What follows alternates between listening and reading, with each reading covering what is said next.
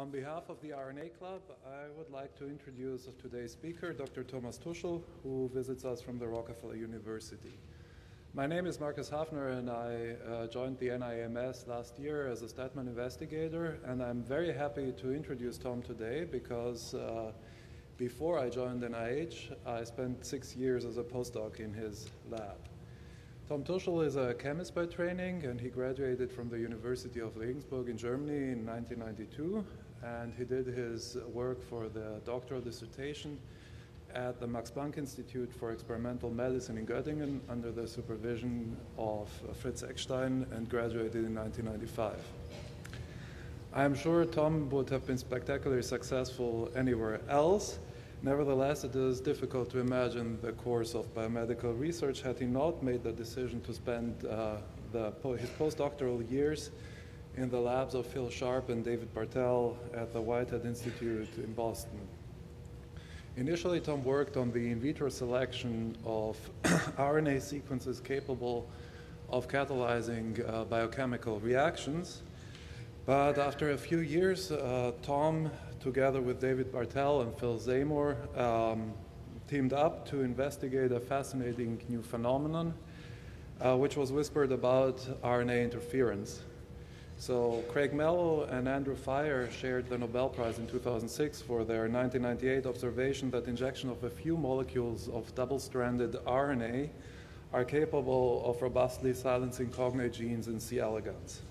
But it was Tom and his colleagues who, in a series of remarkable publications in 2000 and 2001, found that the long double-stranded RNA is first cleaved into fragments of 21 to 23 nucleotides, which are the effectors for silencing the cognate RNA. This formed the basis for, one could say, a revolution in biotechnology when Tom realized that you can transfect these 21 to 23 nucleotide duplexes and silence these genes, any gene that you want. I am sure that almost everybody in this room will have used these molecules termed as siRNAs for his or her research.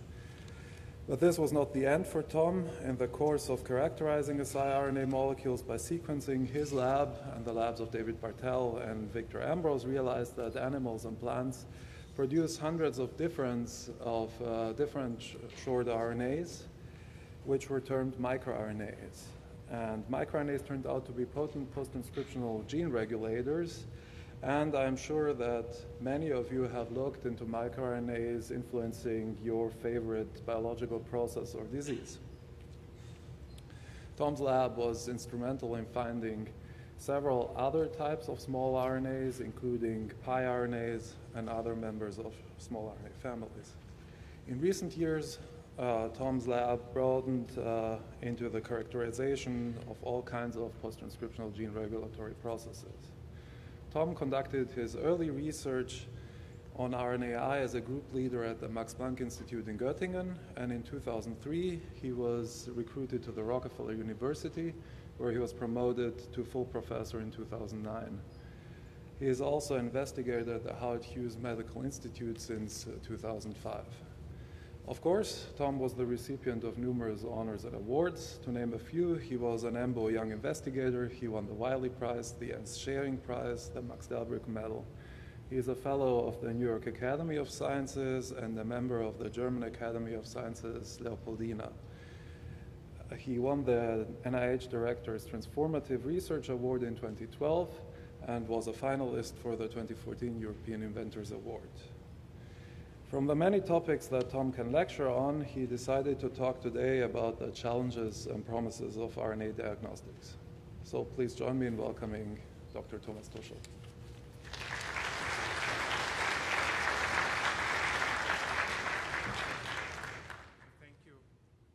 I don't think I'm on yet. Yeah, okay. Thank you, Markus, for the kind introduction, very detailed, very thorough investigation, as we used to be in the laboratory. And yeah, he said already, today's topic will be about RNA diagnostic, which is something I ventured into because many members in my laboratory over the recent years were clinicians that were interested in RNA in some aspect. And and they sort of inspired me to work on human biology or human disease processes and get the most out of RNA that you could get for the laboratory members in that context. And so the initial discovery, working on small RNAs, we had to develop particular sequencing methods. And these sequencing methods end up being very useful to characterize RNAs, obviously. And then the discovery of high throughput sequencing methods facilitated this whole process. You can sequence endlessly deep. And ever since these methods have been introduced, I've been scrambling of catching up with bioinformatics, the method developments, and I'm sure everybody else is having the same problems. But I think ultimately one can overcome these and the situation should stabilize. There's only one human genome and transcriptome with a little bit of variation across individuals. And with that sort of textbook being finalized or written, I think RNA sequencing can do a lot more for you than you actually used to do. And I'm trying to sort of explain my journey in a way here, and it's maybe a little bit like a progress report or lab meeting where I try and go and take you into details, and I hope you sort of are interested in some of those. And so the three topics I listed here is, how can you get information from RNA that's in plasma or in urine that's relevant, if you work in diagnostic fields sometimes. It's not so invasive as just taking out a piece of tissue. And I'll talk about the limitations there and the positive things. Then about characterizing sort of genetic diseases where one affects tRNA biogenesis and how you can use sequencing there because it's not an off-the-shelf methodology yet. And finally, I'll talk to you about the utility of having a human reference transcriptome. And I'm not a genome center, but I'm trying to compete with them to give them some direction. That may be a bit naive, but I think it's really doable. It's not so many genes. It's only 20,000, and you don't need too many computer scientists for 20,000 things. Okay, so here's just sort of a short intro to why RNA diagnostic.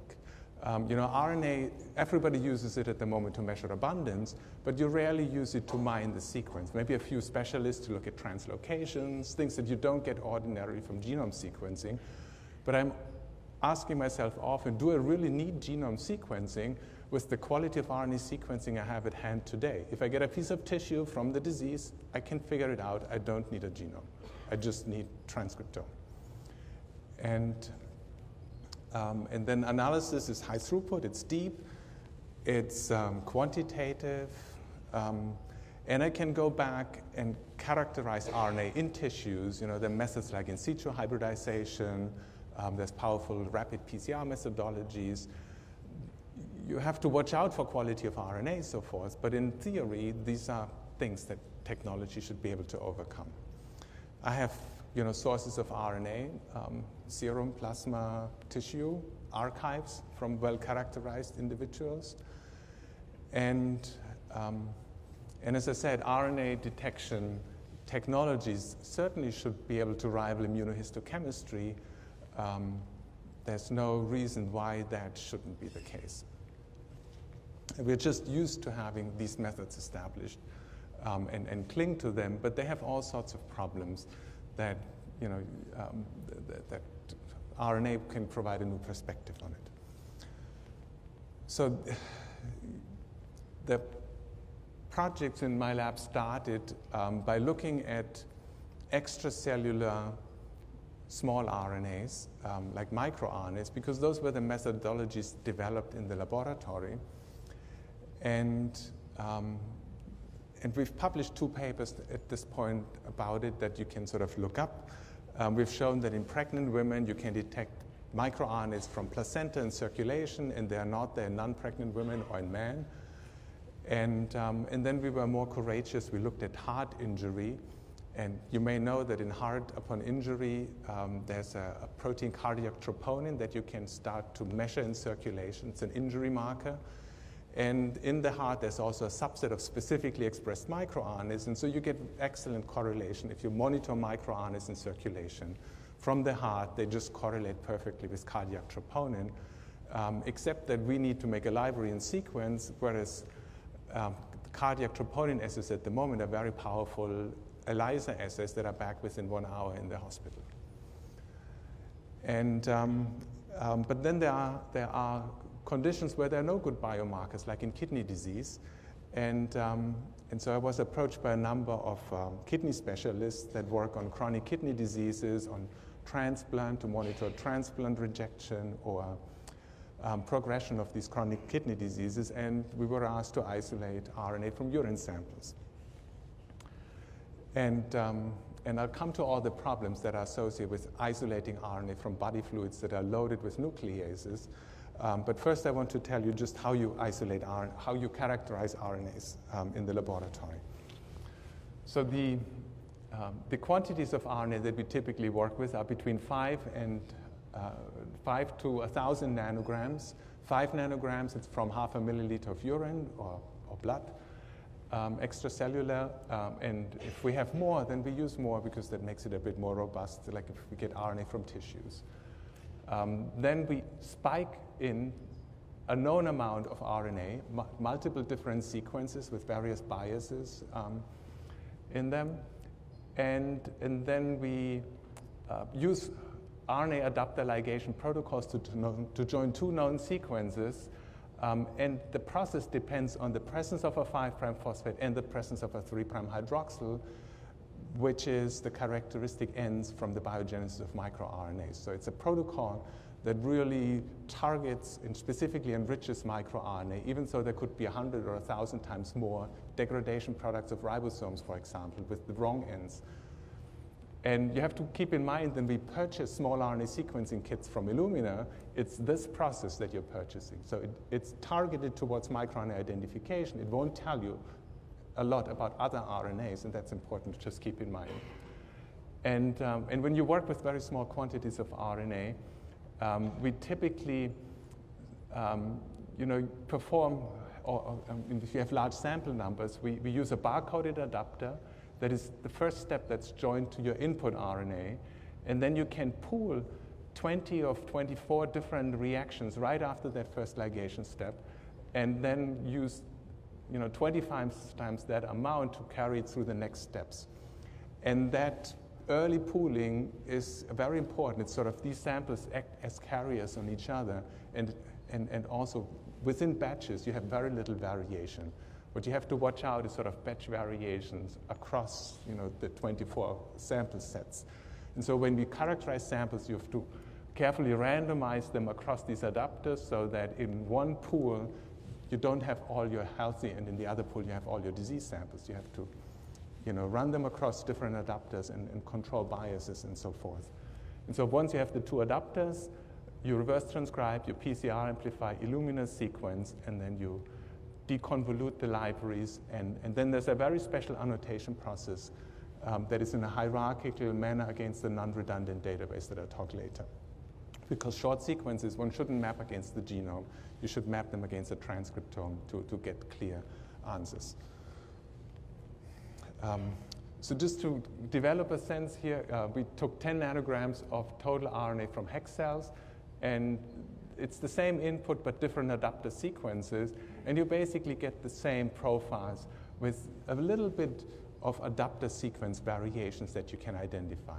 So if your input is basically identical and you do replicates, a few samples will cluster according to the barcode in the adapter, but it's a small bias. So if you see adapter barcode clustering overriding your samples, it means there's nothing interesting in your samples. If samples cluster by patient or so, then there's something really interesting for you into it, and you have to look at it. So when we started with the urine samples, I'm just plotting you here batches. If you monitor the calibrator, everything seems to be reasonably okay with the calibrator compositions. So the color code is the frequency at which you find a certain microRNA. It's not an up and down regulation. It's just the sum of these reads make up all reads. And the more yellow, the more abundant the read. And black means no read, blue means few reads. You see that there are batches where things are lost. And the reason for these losses is that the RNA got degraded in the patch that you were processing. And so that irreproducibility that we encountered brought us back to revisit RNA isolation. And it ended up being a 2-year process to optimize RNA isolation, automate it, and now we can run 100 or 200 samples every day. The automation is for the isolation. The library preparation is not fully automated at this point. And the starting points told you that if you use commercial reagents and you work with tiny quantities of RNAs that come out of extracellular, highly nuclease-rich environments, is that if you spike an RNA into your denaturing solution and you go through your protocol, it was gone. It was degraded. So your denaturing conditions in commercial reagents are, first of all, insufficient. And then when you look at the recovery of short RNAs, even though these things are marketed for recovery of short RNAs, it's not even. And if you mix in DNA or RNA, there's some protocols that recover your DNA, but you wanted to isolate RNA. And in extracellular environments, there's as much DNA as there's extracellular RNA. Very little of both of them, but about equal quantities. And so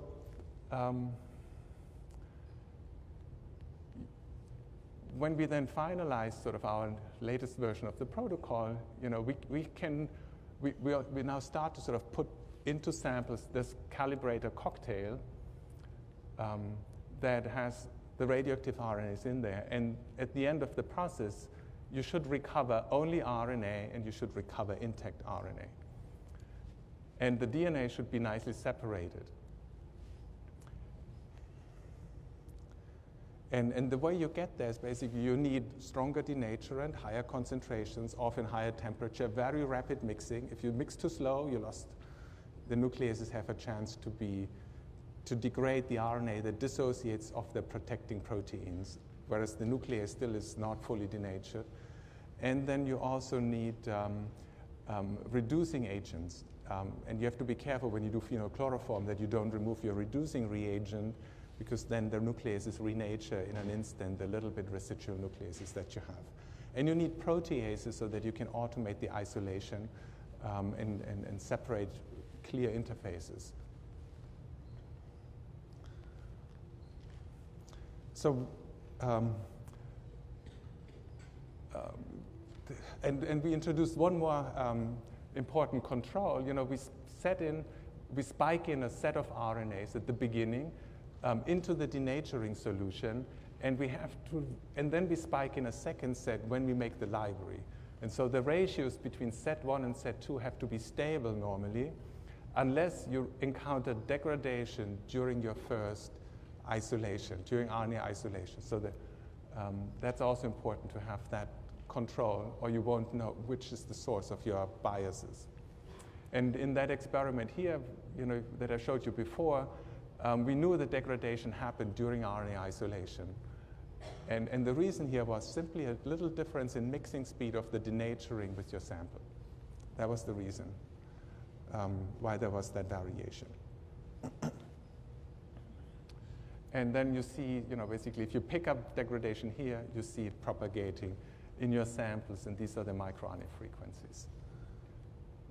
And as I said, these are urine samples starting with 450 microliters. There's obviously no reason why you shouldn't start with more urine, except that all the archives just freeze little tubes of urine and make the life of RNA people really difficult at the end. So the protocol, as I said, it's been developed to be transferred from urine to plasma to serum, any of these major biofluids. And I just want to show you a pilot study now where we took 6 individuals, and over 3 months you collected plasma from them, and also serum was collected from the same individuals. And I'm showing you, again, unsupervised clustering now of samples, and then a little bit of barcodes or color codes to just tell you how these samples can, if we are good enough to distinguish individuals by serum sequencing, in a sense. And what you see here is this group. This is one individual, and all of the samples of this, or many of the samples of this individual, clustered together over on that side.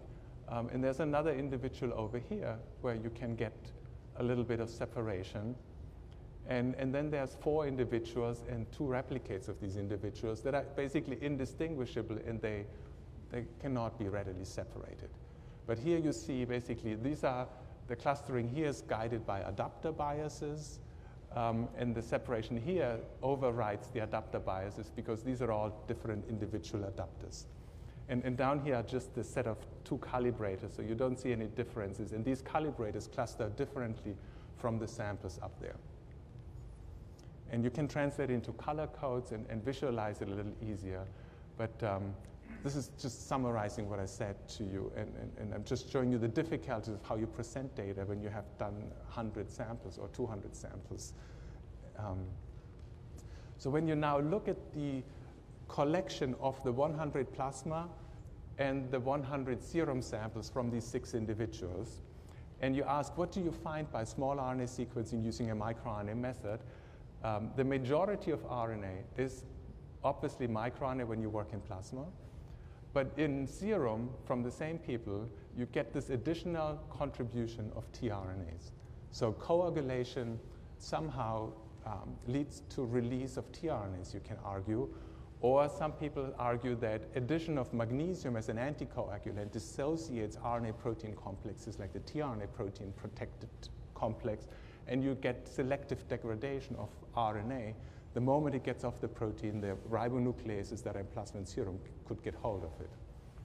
But I think it's more that some of it gets released from the platelets, some residual tRNA, or there's a little bit of hemolysis that releases some residual tRNA in red blood cells. And when you look at the relative contributions of these things, you see it here at the bottom. So now, every population, the area under the curve is 1. You see the microRNAs have the proper, 21, 22 nucleotide size distribution, so it's mostly intact microRNAs. The tRNAs and ribosomal RNAs, they basically cover the spectrum that you selected by your size fractionation of 20 to about 40 nucleotides. And there are also some fragments that after removing all the matches to microRNA, tRNA, and ribosomes fall on mRNA. And but there's a big bias to short fragments of mRNA, so there's an uncertainty if they're really mapped correctly at this point. And it looks, similar, with the exception of this tRNA peak that comes from a few individual tRNAs from hematopoietic cells. They must have a different nuclease as they turn over tRNA that leads to 2 or 3 tRNA sequences that mostly explain that particular.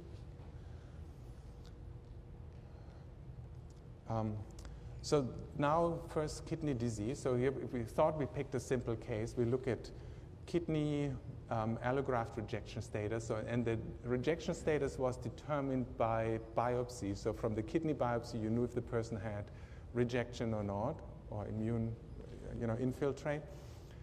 And then we had controls. Then there were biopsy kidney transplant patients that had no rejection, and it was their urine that was also characterized. And this is just the unsupervised clustering of these 200 samples. You see it was a nice and clean, successful isolation, but if you ran unsupervised clustering, it will not separate the rejection from the non-rejection patients. And I think the reason there is that we don't have a specific microRNA in the kidney that, like we see in the heart, that could get released upon the injury and detected among the background of microRNAs that you find in circulation. And I'll come to what's the composition of microRNAs in circulation in a second. The only one thing that stuck really out is if you leave in the viral microRNAs that you find in the urine, then you get separation of these samples, but they separate basically if they're infected by BK virus or not, and they get infected because they are immunosuppressed, all of them. And you may know that the infection status doesn't really separate rejection from non-rejection, but the interesting thing was there are sort of diagnostic tests, and we had data on patients whether they were BK virus positive And there's a protein-based assay, there's a DNA-based assay from the plasma, and you can see that the viral microRNAs, it's only 2 microRNAs that you have, because it's a polyoma virus that only has a single microRNA. It's the 2 strands that the microRNAs are made up that you pick up. It's a very sensitive assay by sequencing for the virus infection, and it outperforms the otherwise used assay in the clinic. But it's basically of little implication for the patient. So when you go with the same group, they also had liver transplant samples. Here we went into the plasma and not in the urine. But here you get beautiful separation of rejection versus non-rejection. And that's because rejection goes along with liver injury. And when you get liver injury, you release, like in the heart injury example, you release cellular content, including a liver-specifically expressed microRNA, which is microRNA 122 that, here's at the top of the diagram. It becomes one of the most abundant microRNAs in circulation suddenly from, being poorly detectable. And you can quantify this a little bit better. So this is the up and down regulation of or accumulation of the microRNA. And this is just the read frequency in which you find it. So 122 is out there as the most frequent one. It gets, many log 2-fold upregulated. And you find a few others that are statistically significant. And they are easily explained. If you look at a microRNA tissue profile here for liver, I've indicated them in red, and they are always across, a quite prevalent yellow or abundant band. So anything frequent in the liver and that's not coming from anywhere else as a background contribution also goes up. And so you can build pretty good models, for liver injuries using a composition of microRNAs that is as good as the ALT and AST markers that you otherwise use or similar injury markers. So what would you sequence now? If you really want to go after microRNAs, do you take the urine or do you take the plasma or serum? Here's just a comparison of multiple samples. And you see, serum and plasma are not very different, except that microRNAs that you find in red blood cells shoot up when you turn plasma into serum through, red blood cell lysis, or maybe also the platelet release a little bit. And when you look at urine, anything that you have in circulation seems to be peed out with an additional signature that's explained by microRNAs that are specific to epithelial cells and ducts, sort of, as your urine flows out, you get into contact with. And the rest of the microRNAs that you see here is basically a composition of mostly red blood cell precursor RNAs that are spilled out as you mature your red blood cells. And there's a little bit of endothelial cell contributions that you can, sort of guess more or less if you compare endothelial cell processes. But I think the major background here is really hemiopoiesis and then low levels from the major organs, a little bit of microRNA 122 from the liver, and I guess from other B cell, T cell, a little bit of those contributions. And it's important, when this is quite a strong background. You had seen the viral microRNAs. If I leave that in, it is not sufficient to bias your unsupervised clustering or so. So you have to sometimes look at a particular marker in the context of quite a bit of noise. And that noise, as you've seen with these 6 healthy individuals, is also a little variable depending on the individual that you're looking at. Okay, so that summarizes what I've said here, that if you use small RNA sequencing methods, you get this 20 to 40 nucleotide window. It's microRNAs and tRNAs. MicroRNAs are more interesting than tRNAs, you might argue, because they have more tissue specificity, but it's limited to about 15 or so highly tissue-specific microRNAs. Urine may do probably the same for you as the plasma, so you won't not need to poke your patient with a needle. The amount of RNA is pretty similar, surprisingly. the microRNAs are always good markers for tissue injury, heavy tissue injury. And so you need a specific and highly expressed microRNA to pick it up. Viral microRNAs can be detected, but it's limited to polyoma and herpes viruses. The others don't necessarily have microRNAs. And the next frontier to make this much more useful would be to get mRNA fragments. And so you have to retarget your sequencing protocol to get to mRNA fragments. And we've visited microRNAs and purified exosomes, but we found that the majority of microRNA is not in exosomes. There was maybe 1% of RNA in exosomes, 99% was in circulation in the supernatant. But the mRNA fragments, maybe there's a bit more in exosomes and it's worth to going through the trouble of enriching exosomes. Or it's just a matter of readjusting your sequencing protocols to be more selective, or you simply spend more money and sequence deeper. Eventually you will get to the mRNA fragments as well. And with that, then you have a lot broader range of tissues and regulatory responses and then it might become quite exciting. And you might be able to do one experiment and diagnose many disease conditions simultaneously, which otherwise you can't do if you just test one marker for one disease at a time. And that's the team that did the experiments. So lots of experimentalists, bioinformaticians, and the clinicians are the liver specialists and transplant specialists that I listed here that collaborate with us.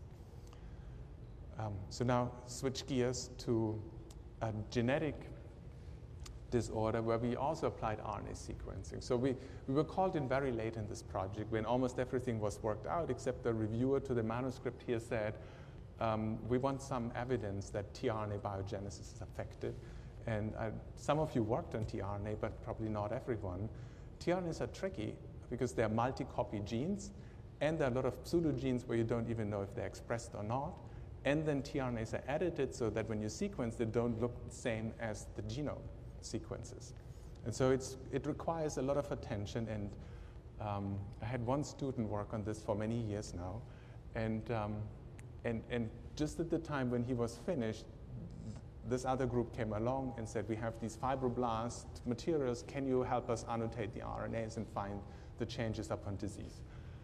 And so tRNA biogenesis is like this. You have a promoter, Pol3 transcription, and then there's some tRNAs that have introns, and that gene that was mutated was actually a tRNA splicing factor.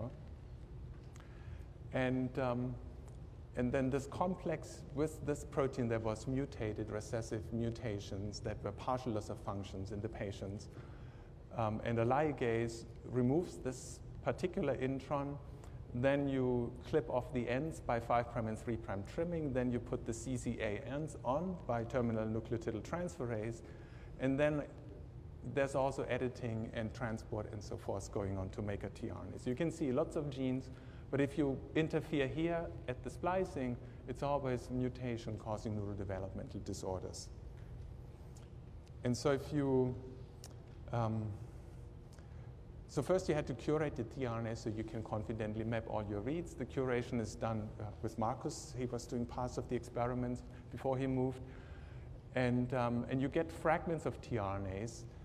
They are not as highly structured as tRNAs. You can sequence those fragments, but the task then remains to put them back on. And sometimes you get fragments that are part of the precursors, and so that's how you know that there's a given gene. If you get the introns in the RNA, you know that's a spliced one, and so forth. So you have to get these snippets, and then that allows you to compile a list of genes by looking through all the predictions, all your mapping to the genome. And this was the starting point. You know, how many intron-containing tRNA genes were predicted was this number. Confirmed, we could confirm these numbers. It was fewer. And the interesting thing was that there's some tRNAs that have introns, some that don't have introns of the same amino acid use. But there's one particular class, tyrosine tRNAs, where every single tRNA is really containing an intron, and so that's probably the bottleneck. in tRNA splicing if you had to put a finger on. But some others, there's a substantial contribution of spliced sequences for some of them. So now you go through RNA sequencing and you find this is the parent that is carrier of one allele, and then this is the consanguineous child. And that's homozygous for the mutation of the parent. And you can find this RNA here that was cloned with 38 reads, that moves up to 221 reads. These are the read distributions here across the tRNAs. And you see they're not even. This is the mature tRNAs. And the point that why they're not even is because there's multi-mapping. They're multi-copy genes, and sometimes there's more sequence identity towards the 3' than to the 5', and so you distribute the reads that come from multiple genes in this way that you get an asymmetry or an apparent asymmetry. But the important point is in the fibroblasts here we see mature tRNAs, but we see an accumulation of the intron that is excised. In a second system, that's just another tRNA. You see the same thing, and I just can move over it, and you can then quantify this by sequencing or by northern blotting, and in a way the sequencing can inform you what to northern blot. And so here are just the two examples, that the two affected children and parent. You can see the intron accumulates in the homozygous patient, and you see it over here. But the mature tRNA doesn't really seem to be affected. And then that puts you in sort of a difficult situation. If all that happens is that little thing here hangs around, but you keep making mature tRNA, that means there must be some redundancy in the pathway. And maybe in the brain, it's a little less redundant, and therefore you develop the disease, or you need a lot more tRNA in the brain, in the neuron, because it has to make more proteins, or I cannot explain it. There are multiple possibilities, but the CLIP1 protein itself is a kinase that can only phosphorylate 5' ends. And so the reason why the intron accumulates is presumably with the deficiency in CLIP1, and it's deficiency in association to the complex. You must get reduced phosphorylation of the excised intron and then reduced degradation, and you see it hang around, but it's very hard to envision how that can cause toxicity. Unless it's maybe an immune modulator, like some RNAs are, that typically tend to be, however, abundant or localized at unexpected places when they accumulate. And the other possibility is that there's a backup pathway, so you need phosphorylation here, and that backup pathway has a bit of tissue specificity to it, but that needs more biochemistry and biology to be understood. Okay, so that's done here mostly by Tassos, and then Marcus has helped, and the same gang of computational biologists that developed this hydrolysis-based sequencing methodology. And so to close, I've picked this is sort of my vision of how things should be operating in my laboratory. And I work on this with a single programmer where we develop a giant database that holds our own curated reference transcriptome, for which you would need not a giant database, but every single data set that we also introduce. RNA sequencing data sets are rather big, so we upload hundreds of data sets in the database, and every database entry is a sequence read. So what that allows you then is to access data really rapidly from just my desktop computer. It's like my little cloud computing sort of setup, and we're trying to sort of scale it up that it can hold everybody's RNA sequencing data, and you can then map it against one reference transcriptome and compare everything to everything. That's sort of the idea. And take it to a level where it can be useful for diagnosing disease, like discovering mutations. And the secret to this is you first want a non-redundant reference database. You don't want to load in 100 splice variants of the same transcripts and then split your reads across 100 entries. You want one predominant reference, and if there's a little isoform, you want just that snippet of the isoform so that you can immediately report a ratio of major to the little snippet isoform, and if that goes across a certain ratio, you want to get an alert. But, and if there's an allelic variation, you want the allelic variation also in your database as a short snippet of sequence that, again, maps uniquely your reads that don't map to your reference. So I can map at error distance 0 everything to my database, and I can map at error distance 1 the leftovers and discover in that my new allelic variation. So it's very simple, but it's not so easy to get everything non-redundant because you download stuff and there's there are read-through transcripts that are called a gene, there are pseudogenes that are called genes, there are unassembled contigs which linger in the databases. So there's a lot of stuff with redundancy that you have to throw out to arrive at a transcriptome. And that's sort of an ongoing process at the moment. And then we annotate these major transcripts really well. We have all the signals of 5' end and 3' end biogenesis included. So if there are alternative poly-A signals that are all monitored, and we can then get differences in 3' end processing. And I'll show you a little bit of the allelic variation reporting that we can do once you have properly curated transcripts. And you want to allow any kind of RNA sequencing data to come in, directional, non-directional, short read, long read, and especially when it comes to short read, you need hierarchical annotation, so you have to define the process in which you map things, and that has to go by order of abundance and not by perfect match. Because if you have something that's 1 million reads, you will find a lot of reads that have error distance 3 and 4, and you still need to assign them to their source. But if you have only 1,000 read of a gene, you won't find too many sequencing errors. And so the aim is to explain 100% of your sequence reads and assign them correctly so that you can be confident that you haven't thrown away half of your sequencing data as you currently do. And then, sorry, the unmapped reads ultimately that you're left with, they have to be a bit processed, assembled into contigs, and then they are returned to you with a transcript abundance measure so that you only look at the few things that are frequent enough that they deserve attention. And if those are pathogens, you want to know if they come from clinical samples. If those are translocation junctions, you want to know. If they are unusual mutations that are more than 1 or 2 errors, you want to know. So that's sort of the reason why we do all of this, so that we get to this short list at the end. Then, so if you were a clinician, in return, what you sort of would expect is, you obviously want your transcript abundance report to maybe recognize a certain pathways turn on or off in your disease. But when a gene, an oncogene goes up, for example, what does it mean? If you have to know what happens in 1,000 other samples. When is the gene really on?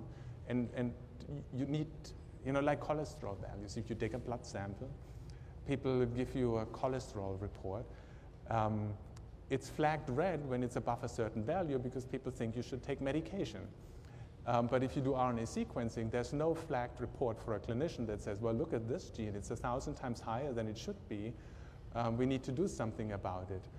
And that's sort of the idea here, that if you collect a lot of information across tissues, you can get the max of a given gene, and you also learn if it's ubiquitous, if it's tissue-specific, and it should be reported when you get a ranked list.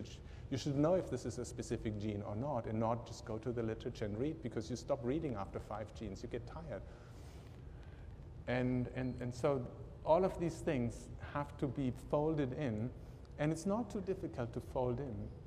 Really, once you have things in a database and you mine them and you have a curated reference, this is pretty easily added ultimately. And so then you can actually report allelic variation. You can report allelic variation that only affects amino acid sequence changes. And there are, again, not so many across individuals that could be relevant to the disease that you're studying, I should say. And you need a little bit of gene function annotation. And I think what's sort of undervalued at the moment is really domain annotation that tells you what class of a molecule it is, if it's a transcription factor, if it's a cell surface, a membrane protein. A lot of these, solid through evolutionary conservation, structural biology confirmed annotation is not really at the top of sort of pathway analysis reports or gene annotation ontology reports. Also, which genes are druggable, which genes are oncogenes versus tumor suppressor genes. All of this in a very simple abbreviated form is not really available. And when you go through it, half of it is wrong, half of it is too much, half of it is missing. There's no simple source where you can go at the moment. So here's my little pilot study. I just take ribosomal proteins, which should be similar in transcript abundance for the major ribosomes. And there's the mitochondrial ribosome, where it's also encoded by a similar number of genes. And this makes up these 178 genes that I'm using. And I'm just going to show you when you curate those transcripts properly, you already benefit from getting reliable transcript abundance data, which you would assume we already have available at our fingertips. But each one has a different bioinformaticians of you that uses a different reference and process and parameters in the mapping process, so that if you compared it across each other, you would not get the same results. And so this is relative RPKMs, or copy numbers, of the major ribosome proteins, and then here the mitochondria. And these are all proteins confirmed by crystallography and structural biology to be present in the ribosome at stoichiometric amounts. Nevertheless, the transcript abundance, if you count from first start codon to first poly-A signal, where read coverage is even, it isn't. It's changing tenfold, and a couple of genes are not even expressed in the cell type that I've studied here. And similarly for the mitochondrial ribosomal protein, except everything is shifted by a scale of 20 in abundance. So at least for those that work on post-transcriptional regulation, this is interesting. I have a tenfold difference in transcript abundance, yet the proteins are 1-to-1 at the end. So that's interesting, I thought. If you use other methods, like the longest transcript that's been annotated, you get the green line. Sometimes you get even more things. When you go into the UTRs, you get into repetitive sequence sometimes, and then reads that come from somewhere else fold in, and you get even higher expression than is actually true. But this is cross-transcript mapping. And if you use sort of standard top-hat methodologies that you have now available sort of online, you get, depending on how you do your parameters, the orange curve. So sometimes genes that should be expressed are not expressed because they have too many pseudogenes, or for some other reasons of repeat mapping, they get thrown out in your reports. So that's important, basically. I thought that the curation can be informative, or that you get that right. When you come to allelic variation, and this is, I think, one of my last slides here, we're looking again at the same ribosomal genes that I showed you before.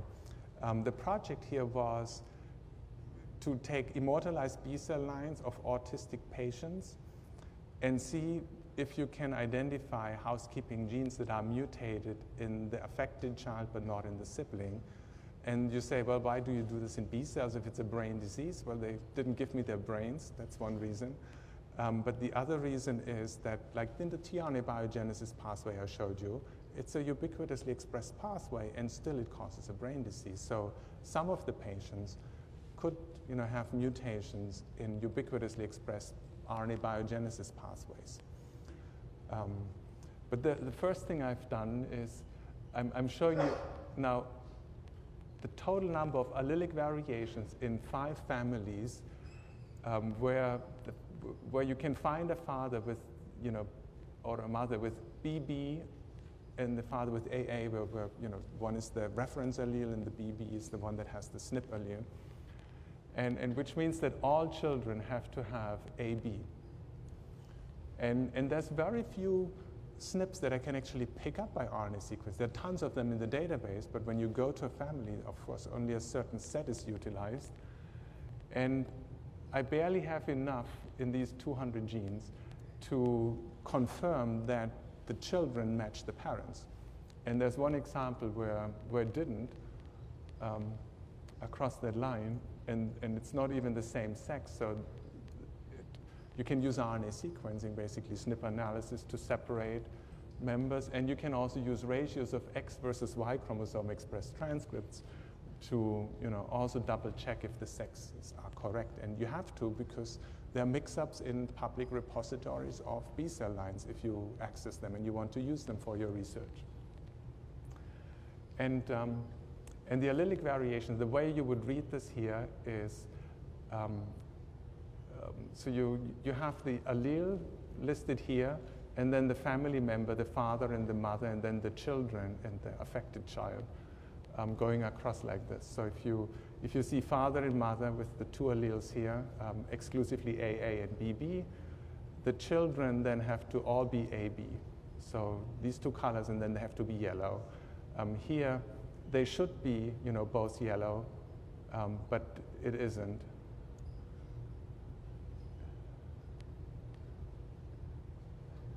And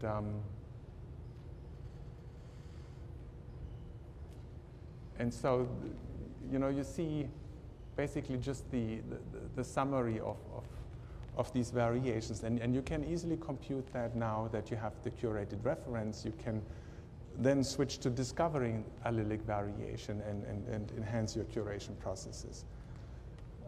So with curation, so if you use our database today, here I use the heart sample of a patient. 86% of an poly-RNA sequencing read can be mapped to the reference transcripts in the database at distance 0, 1, and 2, and it's basically one transcript per gene at this point. There's a little bit of gap mapping, so that's not really relevant, the isoforms that exclude certain introns. If you map instead of to the transcript to the gene from which the transcript comes, you get a few percent that are intron-exon junctions for most part, and a tiny little bit maybe exon-exon junction mapping, where these are alternate splice variants that we may have to mine. When you go back to the genome, there's not a lot to be mapped. So maybe if we're missing a few genes or transcripts that we should bring back in. I should say we have, maybe 50 link RNAs in our database. It's not, a million link RNAs that are there. Here, that's the room for link RNAs, basically. And then there's a little bit of unmapped and things that have more than 2 errors. And the unmapped things are often artifacts from sequencing. There's spike in DNA that they sometimes use, and so forth. So if you now organize your RNA sequencing reports, which as they come out from the database, and you look at the ranked genes, and you add a little bit of annotation, you notice in the heart sample, everything is a cytoskeletal protein, and then a little bit of energy metabolism, lots of mitochondrial stuff. But the only mRNA binding protein is the RNA translation factor EEF2 here, and then sort of 1 or 2 transcription factors are also in here, and the chaperone is in here. And all the mutations known to cause cardiomyopathy are listed here with plus. And the disease-causing mutation here was in that gene, MYBPC3, which is the second most abundant gene. And it's a loss of function allele, a frame shift mutation I'll show you in a second. And basically, you can't make more of this protein if it's mutated. If you lose one allele, and that's your deficiency, because it's already at the top of the list.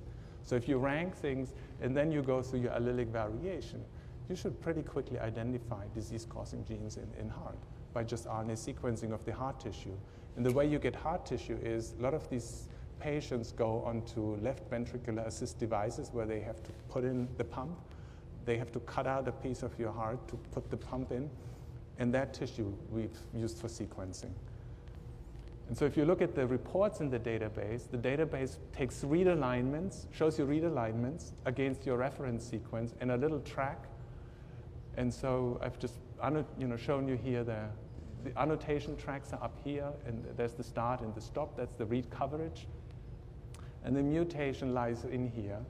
And you see the mutation when you go to the error distance 1 read alignments from that data set. And at the end of each read is the number of reads and if it maps uniquely or not to the transcriptome. And you will find there are deletions here that are very frequent and that the redundancy tracks here separate from the non-redundant track. And that's how you spot SNPs or mutations. They are not at 50% frequency because the target becomes NMD. So you have to pay attention to things that are not 50-50 in allelic frequency, but are maybe 10 to 90 in allelic frequency if the target becomes to NMD, but you get it. And I think there are good chances that RNA sequencing gets stuff because it happens in highly abundant things, or it wouldn't have a consequence in disease. And so Manju is really the developer of the whole software tools behind this. And then the other crew members here contribute annotation and reference transcripts to the databases. And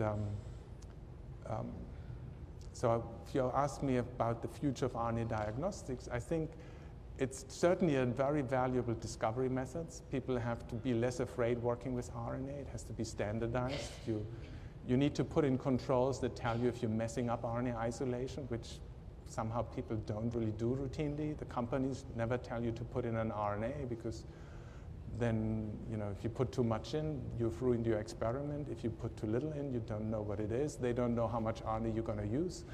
So there's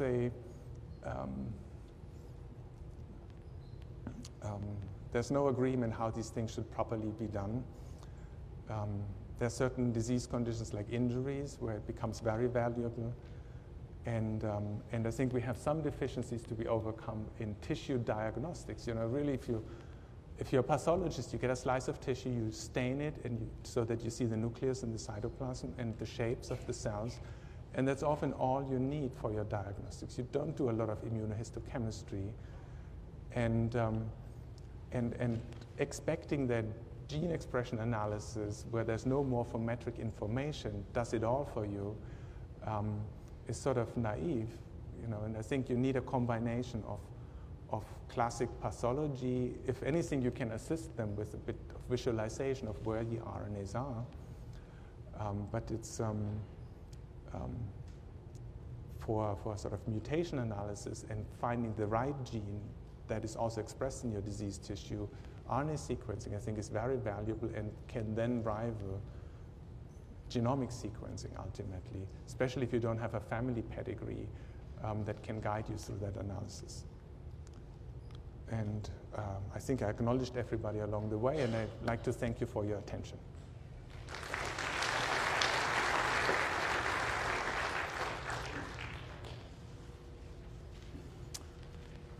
So if anybody has questions, Thomas.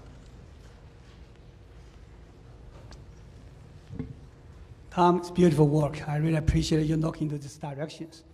So one obvious question to me is, we talk about any clinical methods applied for the diagnosis, they need to meet the 4S standard: simple, sensitive, specific, and speed. And according to this point, this kind of standard, do you have any outlook how soon this method will be really applied to the clinical practice? It's beautifully for predictions of different tissue injury, but really, if you want to apply to the clinical settings. Yeah, I mean, I wish I had more clinical training, because then I would not have, and it's sort of bizarre, the story with the cardiac troponin and microRNA 208 in the heart injury example. I had to force the cardiologist to do a cardiac troponin assay on the samples that they were giving me. They said, oh, we don't need to do this. There's a perception sometimes that you think people educate you about the standard in the field before they drag you into collaboration. Or when you want to, you describe a new discovery, you have to put it in perspective with what's existing, and they sort of try to suppress the existing evidence in the light of, making a more impact paper. So there's a bit of, I think, wrong perception sometimes in the room what RNA can do for you if you're not really educated on the existing diagnostic approaches, the rapidity, what they can do, how reliable they are, etc. And to me, it didn't matter because it was all driven by developing proper methods, and it was actually good that there were some references that we can compare our approaches to. As I said, I think discovery is key, and then everything else is sort of technology to work out. So you can automate library preparation. There are faster sequences that have a one-day turnaround. All of this can be done. You know, there used to be an instrument for direct RNA sequencing, helicos. You just put RNA on your chip, and it gave you 20 nucleotide runs of the RNA, including microRNAs, and they went bust. They were just too early.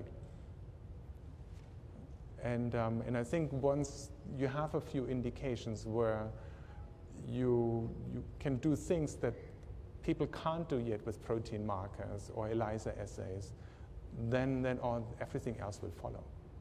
There are companies that are based on exosome and RNA sequencing these days, and they don't know how to isolate RNA, in my opinion, but they exist, and it's not too difficult to, get around and do the right thing if you have financial support.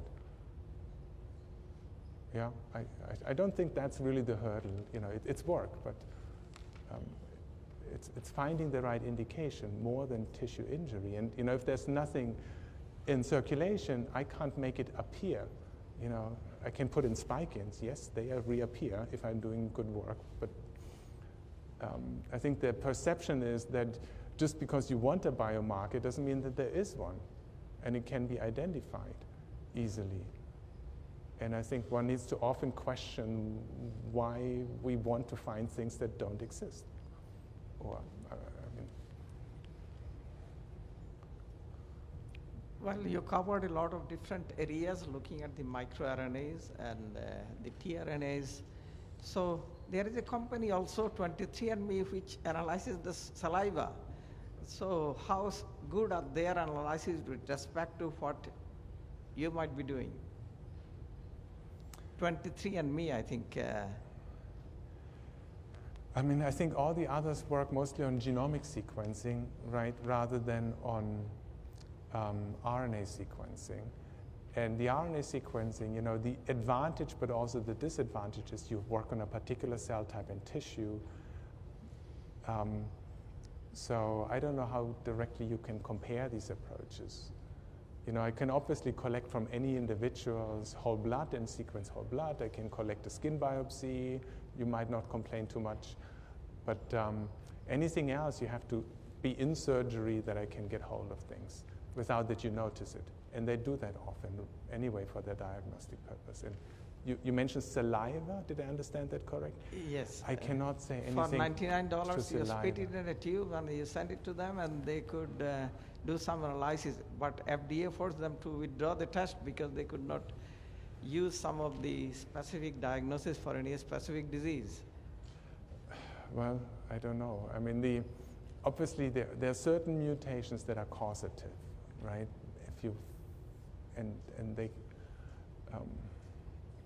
But not too many, I think, really. And with saliva, it all has to be DNA based because there's very little RNA to get gene expression or variation covered through those approaches. So they're not in my space in that context. So looking at the environment of the bladder, does it predict some of the disease issues that might happen in the environment of the bladder versus mouth? Well, yeah, that's, would be the hope that maybe, if you follow now a bladder cancer person or patient, maybe that there's something useful to be learned when you just look at microRNAs. But, at the same time, there's probably tumor cells there. In every cell pellet from urine, there's a couple of thousand cells. And you might be better off isolating the RNA from those cells because you have 100 times more RNA from those cells than from the extracellular environment in the urine. We keep forgetting to sort of, use the cell pellets. The clinical collection, they all spin out the cell pellet, keep the cell-free supernatant, and if they keep the cell pellet, they don't want to give it to you because they think it's more valuable. And you have only one methodology at the moment running for RNA characterization, but next year maybe something else comes along, and then you miss an important sample. So it's complicated with archives and when to use it, at what time do you give it away? And thank you. Good luck. Two questions. The one has to do with epitranscriptomic modifications of RNA and how they play into your analyses or thoughts about how to go at it. And the second is you've referred to the RNA that you're analyzing as being primarily, I think, from damaged or released from injured tissue. And the question is, any thoughts about other means by which RNA might wind up in these fluids on purpose and have a functional consequence? Okay. No, I forgot the first question. Oh yeah, the epitranscriptomics. So RNA modifications, yes. So yeah, the reason why it took the student, a long time to figure out how to annotate tRNA sequence reads is because of the intense modification of tRNAs that then read back as sequence changes. And so, but it's always a distinct spectrum of sequence changes. So you don't get all 4 nucleotides randomly back. You get them with a certain frequency. And at least for tRNAs that only have 1 gene, you can then figure out these ratios. For those tRNAs that have multi-copy genes with a little bit of sequence variation, it gets very complicated. And you can deduct reports, but they are complex, because of overlaying multi-mapping, and then sequencing errors come into play. And but if they're nice and isolated, you pick them up like allelic variation. And sometimes you think you see certain things, but they can be also artifacts of the sequencing method, the polymerase, or there are certain nucleotide sequences that are more frequently varied. And I'm not sure if it's sequencing methodology or post-transcriptional editing. And not every modification, like 2' methyl, shows up as a sequence change. Yeah. So, and what was the other question? I don't remember, but actually I think we need to move to the reception that will happen at the library, now. And perhaps you can talk about that in a few minutes. And so thanks again, Tom, for this very thorough lecture. Out now. And, thank you.